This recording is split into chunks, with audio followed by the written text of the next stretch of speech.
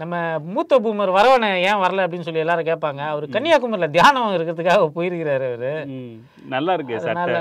தடை செய்யப்பட்ட இயக்கத்தின் சட்டைகள் மாதிரி உள்ளது. இல்லை, இது இந்திய ராணுவத்தோட சட்டை. அடுத்து ஆட்சி அமைக்க போறோம் இல்ல, நம்ம ஏதாவது மேஜர் கீச்சர் மாதிரி ஏதாவது பதவி வாங்கிக்கலாம். ஏற்கனவே சட்டை இது வந்து சும்மா போற ஹவாய் கடற்கரையில போட்டுட்டு இருக்க மாதிரி இருக்கு. சரி, விஷயத்துக்கு வருவோம். இன்னையோட தேர்தல் முடியுது. இன்னைக்கு சாயந்தரத்துலேருந்து எக்ஸிட் போல்ஸ்ன்ட்டு தாலி இருப்பானுங்க. காங்கிரஸ் வந்து எக்ஸிட் போல்ஸ் டிபேட் எல்லாத்தையும் பாய்காட் பண்றேன் அப்படின்னு சொல்லிட்டானுங்க. ஏன்னா ஏற்கனவே எக்ஸிட் போல் என்ன எடுத்திருக்காங்க இவங்க அப்படின்னு தெரிஞ்சிச்சு. நேத்து வந்து புதிய தலைமுறையில வந்து எக்ஸிட் போல் இதுல பார்ட்டிசிபென்ட்ஸ் 5 பேர்ல 4 பேர் நூலிபான். ஆலியை தவிர எல்லாரும் நூலிபான். TN ரகு அப்புறம் இன்ன பேர் ஆட்கள் எல்லாருமே நூலிபான். இன்னைக்கு வந்து திருவாளர் சுமந்த் ஐயா அவர்கள் வந்து ஒரு ப்ரெடிக்ஷன் போட்டிருக்காரு. என்ன ஆனாலும் மோடி தான் வந்து மோடி 3.0 கன்ஃபார்ம். அவர் வந்து என்ன பண்ணுவார்னா, அவர் ஒரு உருட்டு விட்டுவார். நான் ஒரு நேரிவியன் அப்படின்லாம் விட்டுவார். ஆனாலும் பார்த்தீங்கன்னா மோடி தான் ஜெயிப்பார் அப்படின்னு சொல்லிட்டு ஒரு மாதிரி டிசைனாக விட்டுவார். அவர் நேரடியாக இப்போ பத்ரி மாதிரி வந்து நேரடியாக மோடியை ஆதரிக்க மாட்டார். இவர் மறைமுகமாக சர்ஜிக்கல் ஸ்ட்ரைக் மாதிரி ஆதரிப்பார் இவர். அதாவது ஒரு விஷயம் நடக்கும், நான் நம்புறேன். சிங்கிள் லார்ஜஸ்ட் பார்ட்டியா பிஜேபி வரதுக்கான வாய்ப்புகள் அதிகம். அப்படி இல்லைன்னு சொன்னா நம்ம முட்டாள்னு அர்த்தம். சிங்கிள் லார்ஜஸ்ட் பார்ட்டியா பிஜேபி தான் வரப்போகுது. அது வந்து உங்களோட இது என் விருப்பம் இல்லை, இது ப்ரெடிக்ஷன். 180லேருந்து 220 வரையும் வருவான். 220 சீட்டு. அப்படி வந்தா அவன் தான் ஃபர்ஸ்ட் போய் ஆட்சிக்கு வருவான். அவன் ஆட்சி செய்ய போறான். ஒரு 10 நாள் இந்த சடங்குகள் வந்து நடக்கும். மேலும் வெஸ்டர்ன் இன்ட்ரெஸ்ட் அதை விரும்புதான்றதையும் பார்ப்பானுங்க இல்லையா? அதுதான் நடக்குமே தவிர மோடி வந்து தம்பிங் மெஜாரிட்டி. இப்போ 2004 பார்த்தீங்கன்னா கூட சிங்கிள் லார்ஜஸ்ட் பார்ட்டியா பிஜேபி வந்தது. ஆனால் வந்து ஆட்சி அமைச்சது வந்து UPA 1 தான் பார்த்தீங்கன்னா. அதாவது சிங்கிள் லார்ஜஸ்ட் பார்ட்டிங்கிறது வேற, ஒரு அலையன்ஸாக இவங்க பெறக்கூடிய எண்கள்ங்கிறது வேற. ஒட்டுமொத்தமாக NDA 272 தாண்டுமாங்கிறது தான் கேள்வி. அது வாய்ப்பு இல்லை, அதுக்கு வாய்ப்பு கிடையாது. ஏன்னா NDAல இன்னைக்கு இருக்கக்கூடிய கட்சி பளிச்சுன்னு சொல்லக்கூடிய கட்சின்னு பார்த்தீங்கன்னா பாஜக மட்டும்தான். நாயுடுலாம் வந்து ஒரு ஆல் இண்டியா லெவலில் வைக்க முடியாது. அவர் ஸ்டேட் லெவலில் அவர் ஒரு தாதா தான் இல்லைன்ல. ஒரு ஆல் இண்டியா லெவலில் ஒரு தெருப்பாக ஒரு 30 சீட்டை கையில் வச்சுட்டு இருக்கக்கூடிய ஒரு கூட்டணி கட்சிங்கிறது இன்னைக்கு வந்து NDA கிட்ட சாத்தியம் இல்லை. லாஸ்ட் அலையன்ஸ்ல இருந்த NDA கிட்ட டபுள் டிஜிட் வாங்கக்கூடிய ஒரு கூட்டணி கட்சி கூட கிடையாது. அகாலிதளே வேற வந்துட்டானே வெளியில. அகாலிதள் வந்தாச்சு, வேற கட்சிகளே கிடையாது. கையில் இருக்க கட்சிகள்லாம் இந்த ஓட்ட உடசல் கட்சிகளை தான் வச்சுக்கிட்டு இருக்கு. இந்த வேஸ்ட் பேப்பர் கடையில் போடக்கூடிய, கைலாங்கட்டில் போடக்கூடிய வகையில் இருக்கக்கூடிய கட்சிகளை தான் கையில் வச்சிருக்குது. அதனால வந்து NDAவாக அவங்க 272 பெறுவது என்பது சாத்தியமற்றது அப்படின்னு சொல்லிட்டு தான் தகவல்கள்லாம் வந்துகிட்டு இருக்கு. நிறைய பேர்கிட்ட நம்ம வந்து பேசுகிறோம். வட இந்தியாவிலேருந்து வராங்க, அவங்ககிட்டலாம் பேசுகிறோம்.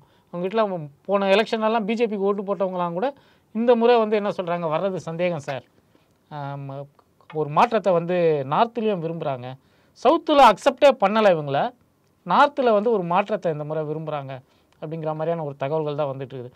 அந்த வகையில் பார்க்க போனால் எனக்கு வந்து நீங்கள் சொல்கிற மாதிரி சிங்கிள் லார்ஜஸ்ட் பார்ட்டியாக வருவாங்க. ஆனால் ஆட்சி அமைக்க உரிமை கோரக்கூடிய வகையில் வந்து அவங்களுக்கு எண்கள் இருக்காது. எண்கள் இருக்காது. ஆனா குடியரசுத் தலைவர்கிட்ட கேட்டா நடக்க தானே போகுது. இல்லை, இந்தியாவில் இது வரைக்கும் அதாவது எலெக்ஷனை டெனியல் பண்ண ஒரு இன்சிடென்ட் நடந்ததே கிடையாது. அதாவது எலெக்ஷன் ரிசல்ட்ஸ் வந்ததுமே ஒரு பார்ட்டி வந்து நான் இந்த தேர்தலை ஒப்புக்கொள்ள முடியாது, இந்த முடிவுகளை நான் வந்து நிராகரிக்கிறேன் அப்படின்னு சொல்லக்கூடிய தைரியம் எந்த கட்சிக்குமே கிடையாது. அதெல்லாம் எண்கள் மாறினால் உடனடியாக சொல்கிறேன் நான், எண்கள் மாறும்போது காலையில் ரிசல்ட் வரும்போது ஒட்டுமொத்த அதிகார வர்க்கமும், அதாவது அரசியல்வாதிகளை சொல்லலாம், அரசியல்வாதிகளை தவிர்த்த அதிகாரிகள், இராணுவம், நீதித்துறை, இது போன்ற ஆட்கள் எல்லாமே வந்து இம்மீடியட்டா மக்கள் தீர்ப்பே மகேசன் தீர்ப்புன்னு மாறுவாங்க. இது நம்ம கடந்த காலங்களில் பார்த்துருக்கோம். இனிமேலும் அதுதான். இல்லை, இது நம்மளோட அதாவது ஒரு இதை வந்து ஒரு இதை வந்து டெஸ்ட் பண்ணுறாங்க, ஒரு பொருளை வந்து டெஸ்ட் பண்ணுறாங்கன்னா எட்ஜ் கேசஸ் என்னென்ன நடக்கும் அப்படின்றத, அதாவது நெகட்டிவாக என்னென்ன நடக்கும்ன்றத சொல்கிறோம்.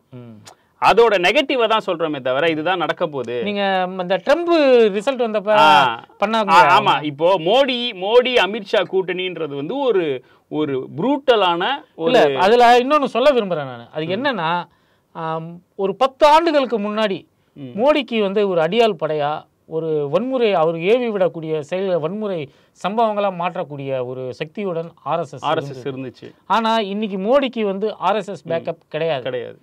அவங்க வந்து ஆர்எஸ்எஸ் என்ன விரும்புகிறாங்கன்னா, எங்களுடைய இயக்கத்தை தான் நீ வந்து முன்னிறுத்தணும், தனி மனிதர்களை முன்னிறுத்தி அரசியல் செய்யக்கூடாது, நமக்கு ஒரு நமக்கு ஒரு கொள்கை இருக்குது, கோட்பாடு இருக்குது. அது என்ன கொள்கை கோட்பாடுனா மதவெறி கோட்பாடு, இந்து ராஜ்யம், அகண்ட பாரதம், அப்படி இப்படிலாம் சில கோட்பாடுகள் இருக்குது. அதை முன்னிறுத்தி தான் அரசியலை செய்யணுமே தவிர்த்துட்டு தனி மனிதர்களை முன்னிறுத்தி, அதாவது நேருவை முன்னிறுத்தி காங்கிரஸ் செய்தது, இந்திரா காந்தியை முன்னிறுத்தி காங்கிரஸ் செய்தது, அது போல வந்து தனி நபர்களை வச்சு பண்ணக்கூடாது அப்படின்ற. அதாவது அது மாதிரி வைக்கக்கூடிய கட்சிகள் வந்து இங்கு பெரிய வாக்கு வங்கியை வந்து தக்க வைக்க முடியாது. வெறுமனே கொள்கைகளையும் கோட்பாடுகளையும் வச்சு, உதாரணத்துக்கு கம்யூனிஸ்ட் கட்சி, அந்த கட்சியிலிருந்து எந்த தலைவர்களையும் அவங்க லைம்லைட்டுக்கு கொண்டு வர மாட்டாங்க. அந்த கட்சிக்கு வந்து மக்கள் செல்வாக்குங்கிறது என்னவா இருக்குது? அதுபோல தான் ஆர்எஸ்எஸ் சொல்கிற மாதிரி பண்ணால் பிஜேபிக்கு மக்கள் செல்வாக்கு போயிடுங்கிறது மோடி அமித்ஷாவுடைய இது. ஒரு பாப்புலர்ஸான ஒரு கல்ச்சர் இருக்குது இங்கே பாலிடிக்ஸில். அங்கே வந்து யாரோ ஒரு தலைவரை வந்து முன்னிறுத்தணும், ஒரு தலைவரை வந்து பெருசாக சினிமா ஸ்டார் மாதிரி காமிக்கணும், ஒரு கிரிக்கெட் வீரர் மாதிரி காமிக்கணும், அப்படி காமிச்சாதான் வெற்றி கிடைக்கும் அப்படின்னு சொல்லி அவங்க 2 முறை வெற்றி பெற்று காமிச்சிருக்காங்க. அது வந்து ப்ரூவன். இது அது நமக்கு மோடியோ அமித்ஷாவையோ பிடிக்கலனாலும் நார்த் இந்தியாவில் பொறுத்தவரையும் அவன் வந்து ஒரு மெஜாரிட்டேரியன் பார்ட்டியில் அவன் இங்கே 2 பேரும் பாப்புலர்ஸ் லீடர். அமித்ஷா பாப்புலர்ஸ் லீடர் இல்லையோ மோடி வந்து பாப்புலர்ஸ் லீடர். அதை வச்சு தான் பிஜேபி ஜெயிச்சிருந்தது. பிஜேபினால ஆட்சி அமையல, மோடி ஒன் மேன் ஷோனால தான் ஆட்சி அமைஞ்சது. அது 2009 19 ரிஃப்ளெக்ட் ஆச்சு. இன்னொன்று, நம்ம மக்களுக்கு உள்ள சந்தேகம், நாம் வந்து 2019 இப்படி தான் நினச்சோம், ஆனால் வந்து நடக்கலையே அப்படின்னு. 2019 நம்ம தமிழ்நாடு பர்ஸ்பெக்டிவ்லேருந்து திங்க் பண்ணோம்.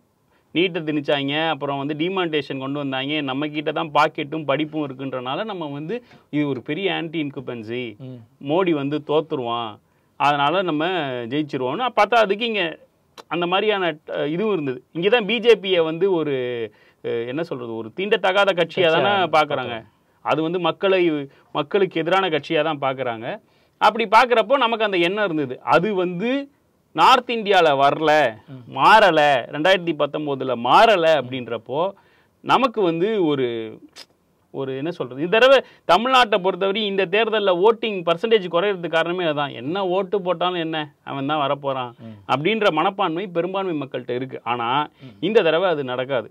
நிறைய ரீசன்ஸ் நம்ம சொல்லலாம். நம்ம வந்து போன தடவையே டிஸ்கஸ் பண்ண மாதிரி கபில் சிபில் சொன்ன அந்த லாஜிக் ஒன்று.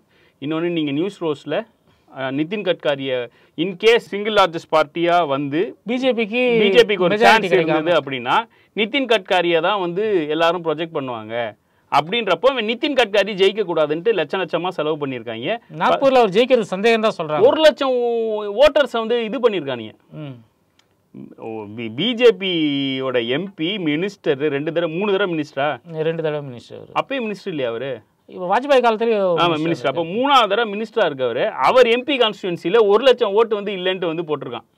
அப்போ வந்து ஆர்எஸ்எஸோட இவங்க டக் ஆஃப் வார்ல போறாங்க. பிரைடு நாக்பூர்ல ஜெயிக்கிறதுங்கிறது ஆர்எஸ்எஸ்க்கு பிரைடு. எப்படி வந்து திமுகவுக்கு வந்து சென்னையில வெற்றி பெறுவது வந்து ஒரு முக்கியமான ஒரு நிகழ்வோ, அதுபோல நாக்பூர்ல கைப்பற்றுவதுங்கிறது பிஜேபிக்கு ஒரு பிரைடு. இந்த மாதிரியான சூழ்நிலையில நமக்கான ஒரு அச்சம், பயம் அது வந்து தேவையில்லை. இந்த சென்ஸ் எலெக்ஷன் முடிஞ்சனால சொல்கிறேன். எலெக்ஷனுக்கு முன்னாடி இந்த அச்சமும் பயமும் இருந்தால் தான் வந்து நம்ம ஜெயிக்க முடியும். அதனால் இவ்வளோ பயப்பட தேவையில்லை. ஒரு பெசிமிஸ்டான மைண்ட் செட்டில் வந்து வெளியில் வரணும். இல்லை, எனக்கு ரொம்ப கிளியராக தெரியுது. ப்ரீ போலில் காமிச்சாங்கல்ல ஒரு ஒப்பீனியன் போல்ஸ், அந்த நம்பரை விட இப்போ எக்ஸிட் போலில் இதே ஊடகங்கள் மோடியிடம், அமித்ஷாவிடம், அம்பானியிடம், அதானியிடம் நக்கி தின்று கொண்டு இருக்கக்கூடிய, கொடுத்து கொண்டு இருக்கக்கூடிய இதே ஊடகங்கள் நம்பரை கம்மி பண்ணி தான் சொல்லுவாங்க. நம்பரை கம்மி பண்ணி நியூஸ் 18 வந்து 411 போட்டான். நியூஸ் 18 நம்ம பார்க்குறோம், அவன் எல்லா லாங்குவேஜில் இருக்கலாம். 411 போட்டான் என்டிஏவுக்கு. ஆனால் அவன் வந்து இன்னைக்கு எக்ஸிட் போலில் 411 சொல்வதற்கான வாய்ப்புகளே கிடையாது. இன்னொன்று, பிஜேபியே எக்ஸ்பெக்ட் பண்ணாத பேரதிர்ச்சிகள் இந்த இடைப்பட்ட 2 மாதங்களில் நடந்தது. ஒன்று வந்து அந்த ரேவண்ணா வீடியோ, வெஸ்ட் பெங்காலில் நடந்த பிரச்சனை, சந்தேஷ் காலி இஷ்யூ, அப்படியே பூமராங் ஆகி போச்சு. ஆமாம், அதே மாதிரி டெல்லியிலையும் ஒரு இதை வச்சு பண்ணால் அதுவும் இதாச்சு. அது இல்லாமல் இந்த ஆள் இது ஒயரில் 2 நாள் முன்னாடி வந்திருக்கு கட்டுரை, BJP danced according to the India's மியூசிக்ன்ற மாதிரி எழுதினாங்க. அதாவது எப்பவுமே அவங்க நரேஷன் செட் பண்ணுவாங்க, எதிர்க்கட்சிகள் ஏத்த மாதிரி ஆடும். இந்த தடவை அகிலேஷ் யாதவ், ராகுல், தேஜஸ்வி அந்த மும்மூர்த்திகளோட பிரச்சாரம் வந்து வட இந்தியாவை பொறுத்தவரை பெரும்பான்மையான தேஜஸ்வி யாதவ் உடல் நலம் சரியில்லாம இருக்காரு. அவருக்கு ஏதோ முதுகெலும்புல ஏதோ பிரச்சனை இருக்கு, அவரால் நிக்க கூட முடியல. ஆனா இந்த சூழல்ல சக்கர நாற்காலியில இன்னும் 40 வயதை கூட எட்டாத ஒரு தலைவர் அவரு சக்கர நாற்காலியில 200 பிரச்சார கூட்டங்கள் நடத்தியிருக்காரு. உழைப்பு, கடுமையான உழைப்பு. இந்த முறை எதிர்கட்சிகள் வந்து தாங்கள் பிரதமர் ஆகணும், அகிலேஷ் யாதவுக்கு பிரதமர் ஆகணும்னு ஆசை இல்லை, தேஜஸ்வி யாதவுக்கு பிரதமர் ஆகணும்னு ஆசை கிடையாது. MKS ஏற்கனவே சொல்லிட்டாரு, அவர் அவங்க அப்பா ஸ்டைலில் தான் சொல்றாரு, என்னுடைய உயரம் எனக்கு தெரியும் அப்படின்னு சொல்றாரு. மம்தா பானர்ஜி தனக்கு பிரதமர் ஆசை இருக்கா இல்லையானே வெளிப்படுத்திக்கல. ஆனால் எல்லாரும் ஒட்டுமொத்தமா ஒரே குரல்ல சொல்றது ஆம் ஆத்மியுடைய அரவிந்த் கெஜ்ரிவால். ஒரு பீரியட்ல வந்து அவர் வந்து ஆம் ஆத்மி கட்சியினர் வந்து ஃபியூச்சர் பிஎம்லாம் சொன்னாங்க. ஆனால் இந்த முறை யாருமே வந்து அவங்களுடைய ஆசைகளை சொல்லலை. அவங்க அதுக்கு பதிலாக என்ன சொல்றாங்கன்னா பிஜேபியை கீழே இறக்கணும். எல்லாருமே பாதிக்கப்பட்டாங்க. 1 பாயிண்ட் இதுதான் அவங்களுக்கு, ஒரே இதுதான், பிஜேபியை கீழே இறக்கணும். அதுக்கப்புறம் என்ன ஆகுதுன்னு பார்த்துப்போம். ஒன்ஸ் அவன் இறங்கிட்டான் அப்படின்னாலே இன்னொரு அச்சம் என்னன்னா, அவன் இந்த வேலை பண்ணியிருக்கான். உத்தரப்பிரதேஷ்லனா எல்லா அரசாங்க அலுவலகங்கள்ல RSSோட ஆட்களை வந்து போட்டு வச்சிருக்கான். ஏங்க தமிழ்நாட்டிலே அவன் போட்டு வச்சிருக்கான், நமக்கு தெரியாம இருந்தது அவ்வளவுதான். எல்லா துறையிலையும், நீதித்துறை உட்பட தான் சொல்றேன் நான். இதுல வந்து எதுவும் நம்ம வந்து மறைச்சிக்கிறச்சிலாம் பேச வேண்டிய அவசியமே கிடையாது, உடைச்சி பேசுவோம். இதுல ஊடகத்துறையில ஜனநாயகத்தோட 4வது தூண்னு சொல்லிட்டு இருந்தாங்க. ஆனா எத்தனை சங்கிங்க வெளியில வந்தானுங்க, நம்ம கூடவே பழகிட்டு இருந்தானுங்க, நம்ம கூடவே உட்காந்து மதவெறியை எதிர்த்துக்கிட்டு இருந்தானுங்க. மேஜர் சொல்றீங்களா? எல்லாரையும் தான் சொல்றேன் நான். ஆனா இன்னைக்கு பாத்தீங்கன்னா 2014 என்னைக்கு மோடி ஆட்சிக்கு வந்தாரோ அன்னையில இருந்து கொஞ்சம் கொஞ்சமா கலரை மாற்ற ஆரம்பிச்சாங்க. 2019 வெற்றிக்கு பிறகு இவங்க எல்லாருமே வந்து அந்த முரளி மனோகர் ஜோஷிலாம் பேசினார் பாருங்க, அந்த காலத்துல அத்வானி முரளி மனோகர் ஜோஷிலாம் பேசுவாங்க பாருங்க, அந்த குரல்ல பேச ஆரம்பிச்சாங்க. நம்ம எவ்வளவு பேரை பார்த்துருக்குறோம். இவங்க எல்லாருமே வந்து எங்களுக்கு வந்து திராவிட ஆட்சியில சில பிரச்சனைகள் இருக்கிறது, ஊழல் இருக்கிறது, அதுவெல்லாம் இருக்கிறது, அதற்காக நாங்கள் வந்து மதவெறியை ஆதரிக்க மாட்டோம், இது வந்து மதசார்பற்ற நாடு அப்படி இப்படின்லாம் பேசிட்டு இருந்தவங்க வெளிப்படையாகவே மதவெறியை ஆதரிக்கக்கூடிய விஷயங்களை, அதுக்கு ஒரு அறிவு மூலம் பூசக்கூடிய வேலைகளை எல்லாம் வந்து இந்த 5 ஆண்டு காலங்களில் அவங்க வந்து செஞ்சதை எல்லாம் பார்த்தோம். நீலச்சாயம் வெளுத்து போச்சு டும் டும் டும் தான் சொல்ல வேண்டிய. இல்லை, அவங்களுக்கு எவ்வளோ தடித்தனம் இருந்தால் திருவள்ளுவரை எதிர்த்துட்டு அம்பேத்கரை எதிர்த்துட்டு இன்னைக்கு அவங்க 2 பேர் காலையும் போய் நக்கிட்டு இருப்பாங்க. திருவள்ளுவரை வந்து தீக்குறள்னு சொன்னது காஞ்சி சங்கர மடம், கரெக்டா? அம்பேத்கருக்கு எதிராக 100 ஆண்டு இதில் நம்ம ஏற்கனவே பேசினதான், திரும்பி இதே பேசினது தான். இந்த மாதிரி பண்ணிருக்கானுங்க. அம்பேத்கருக்கு எதிராக இருந்துட்டு இப்போ அம்பேத்கர் காலையும் காஞ்சி சங்கராச்சாரிய அம்பேத்கர் கால பெரிய காமெடிங்க. காங்கிரஸ் ஆட்சிக்கு வந்தால் தலித்களுடைய இடஒதுக்கீட்டை பறித்து விடுவார்கள், ஓபிசிகளுடைய இடஒதுக்கீட்டை பறித்து விடுவார்கள். யாரு பேசுறது? மோடி பேசுறாரு. டே, நடிக்கிறதுக்கு ஒரு அளவு இல்லையா அப்படிதான் கேட்க தோணுது. மண்டல் கமிஷனு அந்த பரிந்துரைகளை வந்து நாங்க வந்து அமல்படுத்த போறோம்னு VP சிங் அறிவிச்சப்போ டெல்லியில கோஸ்வாமின்னு சொல்லிட்டு ஒரு பாப்பான் வந்து தற்கொலை பண்ணிக்கிட்டான். தற்கொலை பண்ணிட்டா உடனே சாவலாம, அதுக்கப்புறம் ஒரு 15-20 வருஷம் கஷ்டப்பட்டு செத்தான். அதுக்கப்புறம் கல்யாண காட்சியெல்லாம் கூட அவனுக்கு ஆட்சின்னு வச்சுக்கலாம். அவன் பேர் என்ன, கோஸ்வாமி, அவன் தெரியல எனக்கு, ஏதோ ஒரு கோஸ்வாமி. அவனை பற்றி வந்து ஒரு கட்டுரைகள்லாம் வந்து 2000களோட தொடக்கத்தில் கூட படித்தேன். அதுக்கு பிறகு அவன் வந்து அதுக்காக ரொம்ப வருந்தி இருக்கான். எப்படி வந்து பாபர் மசூதியை இடித்த கடப்பாறையால் இடித்த ஒருத்தன் வந்து அதுக்கப்புறமா போயிட்டு ஆயிரக்கணக்கான மசூதிகளை கட்டினான் பார்த்தீங்களா? குஜராத் ரைட்ஸில் வந்து ஒரு குஜராத் ரைட்ஸில் வந்து அவன் ஒருத்தன் இப்படி இந்த சூளம் கத்தியெல்லாம் வச்சுட்டு ஒருத்தன் நிற்பானே, அவன் அதுக்கு பிறகு வந்து அவனால் பாதிக்கப்பட்ட இஸ்லாமிய சகோதரர்கள்லாம் பார்த்து அவன் வந்து அவங்க காலெல்லாம் கழுவி பாவ மன்னிப்பு கேட்டான் இல்லையா? அந்த மாதிரி கோஸ்வாமி வந்து பின்னால் வருத்தப்பட்டான், நான் தண்டத்துக்கும் தீக்குளித்தேன். அதாவது வந்து மண்டல் கமிஷன் பரிந்துரைகள் வந்தால் இங்கே வந்து பார்ப்பனர்கள் மண்ணோடு மண்ணாகி விடுவார்கள்னு சொல்லிட்டு அன்றைக்கி வந்து பேசினாங்க. அப்படிலாம் எதுவும் கிடையாது, அப்படிலாம் எதுவும் கிடையாது. எல்லாருக்கும் கிடைக்க வேண்டிய இடங்கள் வந்து இந்தியாவில் கிடைத்து கொண்டு தான் இல்லைங்க. அவங்க கம்பார்ட்மெண்ட்டில் ஃபுல்லாகிடுச்சு. அவங்க கம்பார்ட்மெண்ட்டு, அவங்க காஸ்ட் கம்பார்ட்மெண்ட்டு, அவங்க இதில் எல்லாமே ஃபுல்லாகிடுச்சு. அதுக்குள்ளே நம்ம போட்டிக்கு வரோமா? இல்லை. இப்போ ஒரு ஓபிசி எம்பிசி, ஓபிசிக்குள்ளேயே பிசி எம்பிசி கம்பார்ட்மெண்ட் இருக்கு. இதுக்குள்ள வந்து நம்ம எம்பிசி வந்து இவ்வளவுலாம் நம்ம விளக்க வேண்டிய அவசியமே கிடையாதுங்க.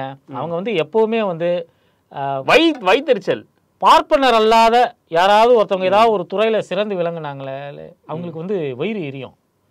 நான் நிறைய பார்த்துருக்கேன். குறிப்பாக இந்த ஐஐடியில் இந்த வசந்தா கந்தசாமின்னு ஒரு பேராசிரியர், அவங்கள வந்து தொடர்ச்சியாக வந்து இவங்க வந்து பார்ப்பன பேராசிரியர்கள், மற்ற அந்த துறை சார்ந்த பார்ப்பன வல்லுநர்கள், இவங்கெல்லாம் வந்து அவங்களுக்கு வந்து எதுவுமே தெரியாது, எதுவுமே தண்டம் அப்படி இப்படின்லாம் வந்து பேசிக்கிட்டே இருப்பாங்க. அது வந்து நீங்கள் சமூக வலைதளங்களில் கூட நீங்கள் வந்து பார்க்கலாம். இந்த மாதிரி மற்ற துறையில் பார்ப்பனர் இல்லாதவர்கள் வந்து மருத்துவர்களாக வரும்போது, என்ஜினியர்களாக வரும்போது, அவங்களாம் கோட்டாவில் வந்தவங்க, அவங்களுக்குலாம் திறமை கிடையாது அப்படி இப்படின்னு வந்து சொல்லிட்டு இருந்தாங்க. இன்றைக்கி வந்து மோடி வந்து அரிய வகை ஏழைகள்னு புதுசாக ஒரு இனத்தையே உருவாக்கி பார்ப்பனர்களுக்கு வந்து கோட்டா கொடுத்துருக்கிறாரு. 10% கோட்டா கொடுத்துருக்காரு. வெக்கமே இல்லாமல் அதை வாங்கிக்கிட்டானுங்கன்னு வச்சுங்க. இவங்களுக்கு வந்து இப்போ வந்து கோட்டா வந்து ஒரு பெரிய பிரச்சனை கிடையாது. ஆனால் இப்படிப்பட்ட வரலாறு கொண்ட பார்ப்பனர்களும் பிஜேபியினரும் இன்றைக்கி வந்து நீலி கண்ணீர் வெடிக்கிறாங்க. தலித்களுடைய இடஒதுக்கீட்டை வந்து பிடிங்கிடுவாங்க, ஓபிசிகளுடைய இடஒதுக்கீட்டை கொடுத்துருவாங்க. ஏண்டா, உங்களுடைய வாழ்நாள் கனவே அதுதான். இந்தியாவில் இடஒதுக்கீடு இருக்கக்கூடாது, அம்பேத்கர் கொடுத்த இடஒதுக்கீடு உரிமை வந்து இந்தியாவில் இருக்கக்கூடாது, எல்லாரும் நாசமாக போயிடணும், பாப்பா மட்டும்தான் வாழணும் அப்படிங்கிறதா உங்களுடைய வாழ்நாள் லட்சியமே. இன்றைக்கி அதுக்கு எதிராக நீங்களே வந்து பேச வேண்டிய அளவுக்கு தேர்தல் நிலவரம் நாடு முழுக்க இருக்குது அப்படிங்கிறதா முக்கியமானது. காங்கிரஸ் கூட்டணி கட்சிகள் எடுத்த முக்கியமான ஆயுதமாக அந்த சாதிவாரி கணக்கெடுப்பை வந்து நம்ம வந்து சொல்லலாம். சாதிவாரி கணக்கெடுப்பை ஏன் தமிழ்நாட்டில் எடுக்கலை, பீகாரில் நிதிஷ்குமார் எடுத்தார் அப்படி இப்படி நீங்கள் கேனத்தனமாக கேள்வியெல்லாம் கேட்டுட்டு இருந்தாங்க. சென்சஸ்க்கும் சர்வேக்குமான வித்தியாசம் உண்டு. சர்வேக்கு கான்ஸ்டிடியூஷனல் வைஸ் எந்த விதமான வேல்யூவும் கிடையாது. ஒரு பிஜேபி மாதிரியான கவர்மெண்ட் இருக்க டைம்ல நம்ம சர்வே எடுத்தோம்னா கண்டிப்பா வந்து அவன் சேலஞ்ச் பண்ணி அதை முடிச்சு விட்டுருவான். இருக்கிற 69% வந்து ஆபத்துல முடியும். அந்த ஒரு அவேர்னஸ் தானே தவிர இது வந்து ராமதாஸுக்கும் தெரியும், அவன் பையனுக்கும் தெரியும், எல்லாத்துக்கும். ஏன் எடுக்காம இருக்கும் அப்படின்னா இருக்கிறது எதுவும் இப்போ பாதிக்கக்கூடாது. ஒன்றிய அரசு எடுத்ததுன்னா ஒன்றிய அரசு காஸ்ட் சென்சஸ் எடுத்து சரிங்க, நீங்க சொல்ற மாதிரியே சர்வே எடுக்கிறோம்னு வச்சுங்க, தமிழ்நாட்டில் சர்வே எடுக்கிறோம்னு வச்சுங்க, நீங்க வந்து வன்னியர்கள் இத்தனை கோடி பேர், 1.25 கோடி பேர், 1.5 கோடி பேர் இருக்காங்கன்னு சொல்லிட்டு நீங்கள் வந்து கிளைம் பண்ணிட்டு இருக்கீங்க. இந்த சர்வேல 90 லட்சம் தான் இருக்காங்க, 80 லட்சம் தான் இருக்கிறாங்கன்னு ஒரு ரிசல்ட் வந்துச்சுன்னா அப்போ நீ என்ன உருட்டுவ? இந்த சர்வே வந்து இன்வாலிட்னு சொல்லிட்டு, ஆமா, இந்த சர்வே எடுக்கிறதே இன்வாலிட், இதை வச்சு கொடுக்க முடியாது ரிசர்வேஷன். அப்ப நீ உருட்டுவ. நீ அதுக்காக தான் அங்கீகாரம் பெற்ற ஒரு மக்கள் தொகை கணக்கெடுப்பு எடுக்கும்போது அதோடு சாதிவாரி கணக்கெடுப்பும் எடுக்கணும் அப்படிங்கிறதான் நம்மளுடைய ஒரு கோரிக்கையாக இருக்குது. அதில் உண்மையான எண்கள் தெரியணும், எவ்வளவு பேர் ஓபிசிகள் இருக்கிறார்கள். மண்டல் கமிஷன் பரிந்துரைக்கு பிறகு ஓபிசிகளுக்கு எந்த அளவுக்கு இந்த இடஒதுக்கீடு உதவி இருக்குது, அது முறையாக அமல்படுத்தப்பட்டிருக்கா. எஸ்சி எஸ்டி இருக்கிறவருக்கு வந்து ஆரம்பத்திலேருந்தே இருக்குது, அவங்களுக்கு இத்தனை ஆண்டுகளாக இருக்கக்கூடிய இந்த இடஒதுக்கீட்டு முறையால் முறையாக பலன் கிடைச்சிருக்கா. இன்னும் வந்து இந்த சீலிங்கை வந்து நம்ம அதிகரிக்கணுமா? இப்போ 50% உச்சபட்சமாக ஒரு சீலிங் இருக்குது பிற்படுத்தப்பட்டோருக்கு. இந்த 50% போதுமானதா? இதனால் வந்து இவங்க வந்து பயன்பெற்று இருக்கிறார்களா? இல்லை ஒருவேளை இவங்க சொல்கிற மாதிரி ரொம்ப அதிகமாக போயிடுச்சா, கிரீமி லேயர்ஸ் நிறைய உருவாகிட்டாங்களா? இது எல்லாமே நாடு முழுக்க சென்சஸ் எடுத்தாலும் தெரியும். ஏற்கனவே எடுத்ததை இவன் வெளியில விடல. ராமதாஸ் ஒரு உண்மையிலே கூட்டணி கட்சி தானே பேசுறா. அப்படி பிஜேபி கேட்க வேண்டியதானே, ஏன் 2014 அவங்க விட்டு போனானுங்க சில மைனர் கரெக்ஷனோட, ஏன் இன்னும் நீ விடல? காஸ்ட் சென்சஸ் ஏன் விடல? நீ வச்சிருந்தா நீ விட்டாதான் நான் கூட்டணி வச்சிருப்பேன் பேசியிருக்க வேண்டியதானே. அவர் பேசியிருப்பாரு, ஃபர்ஸ்ட் பேசியிருப்பாரு. என்னைக்கு பையனை வந்து அரசியலுக்கு கொண்டு வந்துட்டாரோ அதுக்கு பிறகு அவர் பையனை செட்டில் பண்றதுல தான் அவருடைய நோக்கம் இருக்க தவிர்த்துட்டு வன்னியர்களோ பிற்படுத்தப்பட்டவர்களோ எப்படி போனா என்னங்கிற ஒரு கண்டிஷனுக்கு வந்து அவர் வந்துட்டார். அவர் அந்த மாதிரியான ஒரு நிலைமைக்கு வந்துட்டதுனால தான் அவரால் வந்து உண்மையை பேச முடியல, நியாயத்தை பேச முடியல. இப்போது இந்த கடந்த 2 மாதமா ஏடிஎம்கே ஒரு நரேஷனை ரொம்ப கஷ்டப்பட்டு வச்சுட்டு இருக்காங்க. ஒன்று வந்து இந்த பஸ்ஸு வந்து ஒழுங்காக ஓடலைன்றது, இன்னொன்று வந்து இந்த கரண்ட்டு சரி இபி, இந்த 2 இதுக்குமே பதில்கள் உண்டு. இவங்க என்ன பண்ணுறாங்கன்னா, இவங்க கோடை எதையுமே நியாயப்படுத்த வேண்டிய அவசியமே கிடையாதுங்க, வெளிப்படையாகவே பேசுவோம். கோடை காலத்தில் மிக அதிகமா யூசேஜ் இருக்கும். நீ நேர்மையா இருந்தா முன்னாடி வந்து நைட்டு மட்டும் தான் எல்லாரும் ஏசி போட்டுருந்தோம். இப்ப இருக்க முடியலங்க, எல்லார் வீட்லயும் ஏசி அப்பெல்லாம் கிடையாது. இப்ப நகர்ப்புறங்கள்ல பாத்தீங்கன்னா ஏசி இல்லாத வீடே கிடையாது. 1க்கு 2 ஏசி. அதுவும் இல்லாம அப்பெல்லாம் நான் பார்த்த வரைக்கும் வந்து நைட்டு 10 மணிக்கு தூங்க போற முன்னாடி ஏசியை போடுவான், 12 மணிக்கு ஆஃப் பண்ணிட்டு ஃபேனை போட்டு விடுவான். ஆனா இன்னைக்கு வந்து ஒவ்வொரு வீட்லயும் வந்து 24 மணி நேரம் ஏசி ஓடிக்கிட்டு இருக்குது. குழந்தைங்க வந்து கோடை விடுமுறையில வீட்டில் இருக்கிறாங்க, முன்ன மாதிரி வந்து மாமா வீட்டுக்கு பாட்டி வீட்டுக்கெல்லாம் அனுப்பக்கூடிய ஒரு வழக்கம் எல்லாம் கிடையாது. இவங்க எப்பவுமே ஏசியை போட்டு டிவி பார்த்துட்டு உட்காந்துட்டு இருக்காங்க. பயன்பாடு வந்து அதிகரிச்சிருக்கு. நீ குறை சொல்ற, நீ வந்து ஒர்க் ஆகல, கரண்ட் பில் அதிகமா வருது, இதாகுதுன்னு உன் கன்சியூமர் நம்பரை டான்ஜெட்கோவே கேக்குது. போடுறதுக்கு என்னடா நாயே உனக்கு துப்பு இருந்தா போட வேண்டியதானே? இல்ல எடப்பாடி வெளியிட்டுமே அவருடைய வீட்டு கரண்ட் பில்ல, நான் அதிமுக ஆட்சியில இவ்வளவு கரண்ட் பில்லு கட்டிட்டு இருந்தேன், திமுக ஆட்சிக்கு வந்ததுக்கு பிறகு இவ்வளவு கட்டிட்டு இருக்கிறேன் அப்படின்னு சொல்லிட்டு எடப்பாடி அவருடைய கரண்ட் பில்ல கடந்த ஒரு 5 வருட கரண்ட் பில்ல வெளியிட்டு பேசட்டும். பேசினா உனக்கு ஒரு யோகிதை இருக்குன்னு சொல்லுவோம். நாம நீ சும்மா பாட்டுட்டு எவனோ ஒருத்தன் ட்விட்டர்ல போறதை எடுத்து போட்டு போன மாசம் வந்து இந்த மாசம் 50,000 ரூபாய் கட்டியிருக்கேன்னு எவனோ ஒருத்தன் ஒரு காலம் எடுத்து போடுறான். அத ஒரு பிரச்சனைன்னு சொல்லி பேசிட்டு இருக்கிற. நீ ஆட்சியில இருந்தவன் தானே? உன் ஆட்சியில மின்சாரத்துறை அமைச்சர் இருந்தாங்கல்ல, உன் ஆட்சியில எப்படி பில்லு கட்டினாங்களான்னு தெரியும் இல்ல? எப்படி வந்து 500 ரூபா கட்டினவன் எப்படி 5000 ரூபா கட்டுவான்னு யோசிப்பியா? யோசிக்க மாட்டியா? இந்த தமிழ்நாட்டுல தினம் 5-6 கொலைகள் நடக்குது, இல்லைன்னா சொல்லலை. திமுக ஆட்சியில் நடக்குது, ஏடிஎம்கே ஆட்சியில் நடக்குது. இது மட்டும்தான் பிரச்சனையா? இந்த கோர்ட் பீட்டு பார்த்துட்டு நியூஸ் கொடுப்பாங்கல்ல, அந்த மாதிரி இந்த கிரிமினல் பீட்டு பார்த்துட்டு அறிக்கை விட்டுட்டு இருக்கிறது தான் எடப்பாடி. இதுக்கு வந்து நம்ம வந்து தமிழ்நாடு காவல்துறையை தான் சொல்லணும். காவல்துறை வந்து எப்பவுமே வந்து ப்ரெஸ் ரிலீஸ் கொடுப்பாங்க. அன்னன்னைக்கு வந்து அவங்க ஸ்டேஷன்ல நடக்கக்கூடிய சில விஷயங்களை வந்து உள்ளூர் நிருபர்களுக்கு வந்து கொடுப்பாங்க. கொடுக்குறப்ப வந்து இங்கே கொலை நடந்தது, அந்த கேஸை போய் விசாரித்தோம், இங்கே கொலை நடந்தது, அந்த கேஸை போய் விசாரித்தோம், கஞ்சா வச்சுருந்தா 2 பேரை பிடிச்சோம் அப்படின்னு சொல்லிட்டு அவங்க ஃப்ளாட்டாக ஒன்று கொடுப்பாங்க. ஏடிஎம்கே ஆட்சி காலகட்டத்தில் வந்து இது வந்து அவ்வளவு வந்து சிறப்பாக வந்து காவல்துறையினர் அதை செய்யலை. அவங்க நினைச்சா கொடுப்பாங்க அப்படிங்கிற மாதிரி இருந்துச்சு. அதனால ரிப்போர்ட் ஆகுறதே வந்து ரொம்ப குறைவா இருந்தது. இப்போ நம்ம திமுக ஆட்சி காலத்துல இது முறையாக செயல்படுத்தப்படுவதால் சிஎம் டாஷ்போர்ட் ஒன்னு கொண்டு வந்துட்டாங்க. முறையாக செயல்படுத்தப்படுவதால் தினமும் வந்து இவங்க வந்து இதெல்லாம் எங்க ஏரியால நடந்தது, எங்க ஸ்டேஷன்ல நடந்ததுன்னு கொடுத்தத இவங்க பூதாகரமாக்கி சொல்லி சட்டமன்றத்துல ஆணவ கொலைகளே நடக்கவே இல்லைன்னு ஓபிஎஸ் பேசினாரு 2016. அவரனா விட்டுவிட்டாங்க. இங்க இங்க வந்து கொலைகள் நடக்குது, சாதியினால் கொலைகள் நடக்குது அப்படின்னு ரிப்போர்ட் பண்றதை பிடிச்சி இதை நீ வந்து தடுக்க துப்பு இல்லையான்றானுங்க. தடுக்க துப்பு இல்லையானா இதுக்கு வந்து கவர்மெண்ட் என்ன எல்லார் கையிலையுமா வந்து விலங்கு போட்டுட்டு இருக்க முடியும்? இது ஒரு இயக்கங்களும் கட்சிகளும் அதுக்கான பிளாட்ஃபார்ம் ரெடி பண்ண டிஎம்கே ரெடியா இருக்கு, டிஎம்கேவோ கவர்மெண்ட்டோ ரெடியா இருக்கு. நீ வந்து போய் பிரச்சாரம் பண்ணணும், டேய் படிங்கடா, படிச்சுட்டு வேலைக்கு போங்கடா, இந்த மாதிரி இதெல்லாம் பண்ணாதீங்கடான்னு. நீ ஒவ்வொருத்தனும் வந்து அவனோட சுயஜாதி இதை தான் நீ கூட்டிட்டு இருக்க. எல்லாத்தையும் வந்து ஆணவ கொலை லிஸ்ட்ல சேர்க்கறது அது ஒன்று நடக்குது. அதை நீங்க பார்த்துருப்பீங்க. இவங்க வந்து பேப்பரில் ஒரு நியூஸ் வருது, யாராவது ஒருத்தவங்க செத்து போயிட்டாங்க, குடும்ப பிரச்சனையில் செத்து போயிட்டாங்கன்னா உடனடியாக செத்தவனோட ஜாதியை போய் தேடுறது, தேடிட்டு அதை வச்சு ஒரு இது பண்ணுறது. இப்போது ஒரு ரவுடி 2 ரவுடி கும்பலுக்குள்ள பிரச்சனை ஆகி போச்சு. அதில் ஒரு கும்பல் இன்னொரு கும்பலை வந்து போட்டு தள்ளிடுச்சு. அதில் செத்தவன் ஒரு ஜாதிங்கிறதுனால அவன் என்னவோ வந்து சுதந்திர போரில் பங்கு பெற்ற மாதிரியோ அந்த மொழி போரில் பங்கு பெற்ற மாதிரியோ அவனை ஒரு தியாகியாக்கி இது பண்ணிட்டு இருக்கிறாங்க. அவன் மேலேயே கொலை கேஸ் இருக்குது. அவனுக்கு தெரியுங்க, எனக்கு அவன் மேலேயே கொலை கேஸ் இருக்குது, அவன் மேலே கட்ட பஞ்சாயத்து இது இருக்கு. அதாவது பெரியார் வந்து ஜாதி சங்க மாநாட்டிலனா போய் பங்கெடுத்துக்கிட்டாரு, அவர் ஒரு ஜாதி வெறியருங்கிறாரு. அவர் போய் பேசின முக்காவாசி அந்த ஜாதியை திட்டி தான் பேசிட்டு வந்துருக்காரு. இல்லைங்க, அவர் ஒண்ணு சொல்றாரு, பாப்பா மட்டும்தான் அவன் கட்சி நடத்துறானா அவன் ஜாதிக்கு விசுவாசமா இருக்கான், நீ அப்படின்னா இல்ல, நீ அடுத்த ஜாதி மேல பொறாமப்படுற, இன்னொன்னு உன் ஜாதிக்காரன் வளரக்கூடாதுன்னு பாக்குற, நீ உன் ஜாதிக்காரன் படிப்புலையும் உத்தியோகத்திலையும் முன்னேறணும்னு நினைக்க மாட்டேங்கிற, நீ அவனை வச்சு நீ எப்படி பணம் சம்பாதிக்கலான்னு பாக்குறேன்னு தான் அது ஃபுல்லாவே இருக்கு. நான் என்ன சொல்றேன், அந்த புக்கை எல்லாரும் படிக்கணும்ன்றேன். சாதி சங்க மாநாடுகளில் பெரியார் நமக்கு ஏன் இந்த இல்லை இன்னொரு அதே இதுதான் அந்த புக்ல இது சுபகுணராஜனோடது, அது எல்லாரும் படிக்கணும். என்னென்ன அவர் போய் வந்து நீங்க எல்லாம் ஒரு காலத்தில் சத்திரியராக இருந்தீர்கள், நீங்க எல்லாம் மாண்டப்ப, நீ சோழ வம்சம், நீ சேர வம்சம், நீ பாண்டிய வம்சம் அப்படின்னா பேசியிருக்காரு. அண்ணா கூட சொல்லியிருப்பாரு, தமிழர்களுக்கு வந்து ஒரு செழுமையான வரலாறு இருக்கு, போர் புரிந்தவர்கள், அதெல்லாம் ஒரு நாளும் பெரியார் சொன்னதில்லை. டேய் நீ பஞ்சம் பொழைச்சிட்டு இருந்தாடா பல வருஷமா பாப்பானாலன்றதான் பேசுறாரு. எந்த ராஜாவுக்கு ஜாதி இருந்தது? எந்த ராஜாவுக்கு ஜாதி இருந்தது? ராஜாவுக்கு ஜாதி இல்லைங்கிறதுனால தான் ராஜா கட்டுற 20-25 பொண்டாட்டிங்கல்ல எல்லா ஜாதியில இருந்து ஒவ்வொரு பொண்டாட்டி எடுத்தாப்ல.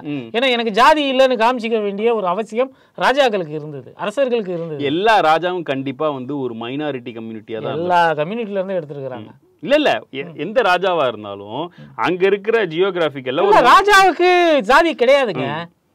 ராஜாவுக்கு ஜாதி கிடையாது, வாரிசு அடிப்படையில் வந்து அவங்களுக்கு கிடைக்கக்கூடிய அதிகாரம் அது. அந்த அவங்களுக்கு வந்து அவங்களுடைய வம்சத்துக்கு வந்து சாதி கிடையாது. அவங்க ஏதோ ஒரு சாதியை சார்ந்து இருந்தாங்கன்னா மக்களுக்கு நீதி கொடுக்க முடியாது, ஒரு நேர்மையாக நடந்துக்க அரசாட்சி செய்ய முடியாது. அப்படிங்கிறதுனால அவங்களுக்கு சாதி கிடையாது. சாதி கிடையாது, பாப்பா என்ன சொன்னாலும் அதான் வேத வாக்குன்னு வந்து அவனுக்கு வாழ்ந்து ராஜராஜ சோழன் காலம். அதுதான் இப்போ இருக்கிற இங்க இப்போ பெரியார் இருந்த காலத்திலே வந்து ஜாதி சங்கங்கள் வந்து அப்படி இருந்ததுன்னா இப்பயும் அப்படிதான் இருக்கு. இப்ப அதை விட மோசமா இருக்குன்ற.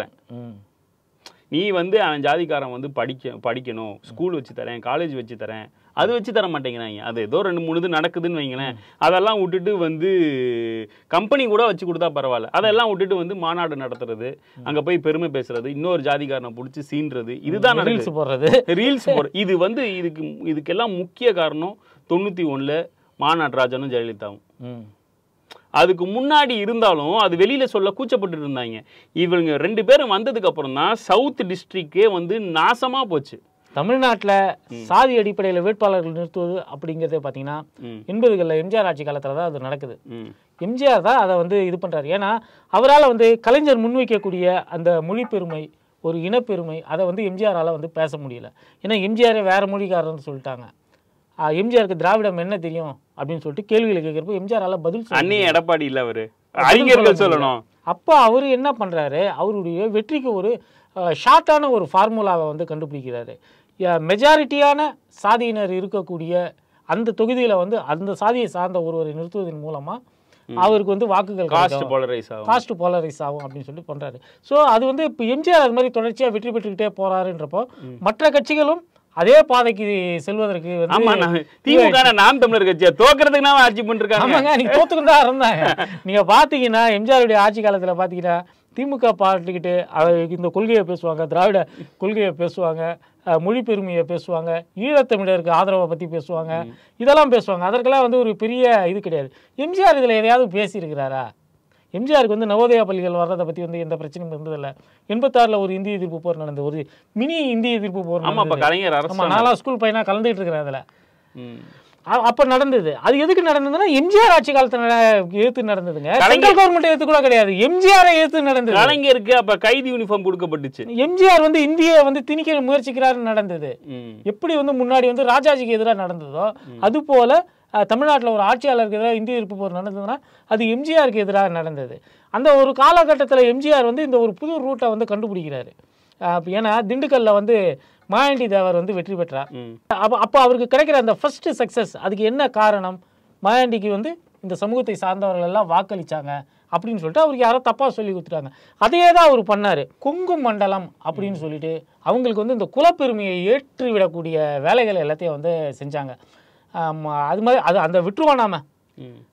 அது வந்து ஒரு கலாச்சாரமாக இங்கே உருவாக்கப்பட்டது வந்து அதிமுகவுடைய ஆட்சி காலத்தில். நீங்கள் சொல்கிற மாதிரி நடராஜன் ஜெயலலிதாவுக்கு முன்னாடியே எம்ஜிஆர் வந்து அதை வந்து பைலட் முறையில் அவர் வந்து எலெக்ஷன்ல மட்டும் பண்ணிருந்தாரு. இவங்க கல்ச்சுரலாவே அதை வந்து பண்ணிட்டாங்க. ஆமா, உதாரணத்துக்கு இந்த சின்ன கவுண்டர் படம், இன்னும் பிற எஜமானு, தேவர் மகன், அதை எடுத்த ஆள் யாரு? ஏடிஎம்கே. அதை ஏன் சொல்ல மறைக்கிறாங்க? சின்ன கவுண்டர் எடுத்தது ஏடிஎம்கே, எஜமான் ஏடிஎம்கே. ஆமா, இப்போ கருடன் படத்தில் கூட நடிச்சிருக்கிறாரு. ஒரு காலத்தில் வந்து எதிர்கால அமைச்சர் அப்படின்லாம் கணிக்கப்பட்டவர் அந்த உதயகுமார். அவர் வந்து ஒரு குறிப்பிட்ட அந்த சமூகத்தை சார்ந்தவர், கொங்கு மண்டலத்தை சார்ந்தவர், இந்த சமூகத்தை சார்ந்தவர் அப்படிங்கிற ஒரு அடிப்படையில் வந்து அவருக்கு வந்து அதிமுகவில் முக்கியத்துவம் கொடுக்கப்பட்டது. அவருக்கு வந்து அடுத்த முறை வந்து உங்களை வந்து எம்எல்ஏவாக்கி அமைச்சராக்கிடுவோம்லாம் அம்மா வந்து சொல்லியிருந்தாங்க. நல்லா பிரச்சாரம் பண்ணுங்க, நீங்கள் வந்து எதிர்கால அமைச்சர்லாம் சொல்லியிருந்தாங்க. ஆமாம், ஆர்வி உதயகுமாரோட துரதிருஷ்டம் அந்த அம்மா வந்து செத்து போயிட்டாங்க. அதனால் வந்து அவர் வந்து இப்போ வந்து படத்தில் ஒரு அமைச்சராக நடித்து அவருடைய ஆசையை வந்து தீர்த்துக்கிட்டு இருக்கிறார் அவர். ஓகே, இன்னும் எலெக்ஷனுக்கு 3 நாள் தான் இருக்கு. ஆமாம், நாம வந்து இப்போ பண்ண வேண்டியது வந்து ப்ரே ஃபார் நேசமணி. நம்ம நேசமணி கன்னியாகுமரியில் வந்து அவர் வந்து நல்ல உடல் ஆரோக்கியத்துடன் நல்ல சந்தோஷமா 100 ஆண்டு காலம் குஜராத்தில் வாழணும் அப்படிங்கிறது தான் நம்மளுடைய ஒரு பிரேவா இருக்க முடியும். டெல்லியை விட்டு அவர் போறாரு. அவரு பாவங்க, ரஜினியே வந்து மோடி திரும்பி வருவார்னு சொல்றதுக்கு பயப்படுறாரு. ஆமா, ரஜினியே வந்து ஏதாவது கேட்டுருவாங்களா, மைக்கை நீட்டுருவாங்களான்னு சொல்லிட்டு இமயமலைக்கு போயிட்டாரு அவரு. அவர் இமயமலைக்கு போயிட்டாரு. அவரு எப்பவுமே அவரு இதுதான் இந்த மாதிரியான டைம்ல எல்லாம் வந்து. ஆனா மோடி வந்து ஒரு வீலாகர் ஆனார்னு வைங்களேன், நல்லா இருக்கும். இப்போ விவேகானந்தர் பாறையில நான் தினமும் எல்லாரும் போயிட்டு வராங்க, அது யாருக்காவது தெரியுதா? இவர் போனோன்னா அந்த பாறையை பத்தி பேசுறாங்க பாத்தீங்களா? அதாவது ஆட்சி முடிஞ்சதுக்கு அப்புறம் இப்ப எப்படி இந்த விஜே சித்து அப்புறம் இந்த இவங்க எல்லாம் பண்றாங்க வீலாக், அந்த மாதிரி மோடி வந்து பண்ணலாம். மோடி வந்து ஒரு யூடியூப் சேனல் வச்சிருக்காரு. ஒரு யூடியூப் சேனல் வச்சிருக்காரு. அதுல வந்து அமித்ஷா வந்து ஆங்கரா சேர்த்துக்கிட்டு அமித்ஷா இவரை கேள்வி கேட்க இவர் அவர் கூட ஒரு பூமர் ஷோ டெய்லி அவங்க வந்து அவர் கூட பூமர் ஷோ போடலாம். அவங்க ஒரு பூமர் ஷோ போடலாம். மோடி அமித்ஷா இன்னும் இருக்கிற யோகி ஆதித்யநாத் உட்கார வச்சுக்கலாம், நிதின் கட்கரியை கேள்வி கேட்க விடலாம். அவங்க ஒரு பூமர் ஷோ போடலாம், நல்லா தான் இருக்கும். அதுக்கு வந்து நம்ம வந்து அதுக்கு வந்து தமிழாக்கமெல்லாம் வந்து செஞ்சோம்னா நல்லா தான் இருக்கும். காந்தியை பற்றி அவங்க பேசலாம், நேருவை பற்றி பேசலாம், வல்லபாய் பட்டேலை பற்றி பேசலாம். யாரெல்லாம் செத்து போனாங்களோ அவங்கள பற்றிலாம் உட்காந்து அவங்கள வந்து பேச விடலாம். இன்ட்ரெஸ்டிங்காக இருக்கும். இன்னும் 2 நாள் தான் இருக்கு எலெக்ஷன் முடியறதுக்கு. ஜாலியா சந்தோஷமா கறி கஞ்சியா நம்பிக்கையுடன் எங்களை எதிர்பார்க்காமல் நம்பிக்கையுடன் எதிர்கொள்வோம். எங்களை எதிர்பார்க்காமல் தேர்தல் ரிசல்ட்டை வந்து எதிர்பார்ப்போம். ஆமா, எல்லாரும் வந்து பிரியாணி சாப்பிடுவோம். செவ்வாய்க்கிழமை தான், பிரச்சனை இல்லை. எல்லாரும் பிரியாணி சாப்பிடுவோம். ஆட்டுக்கறி எடுத்து பிரியாணி சாப்பிடுவோம். நன்றி, வணக்கம்.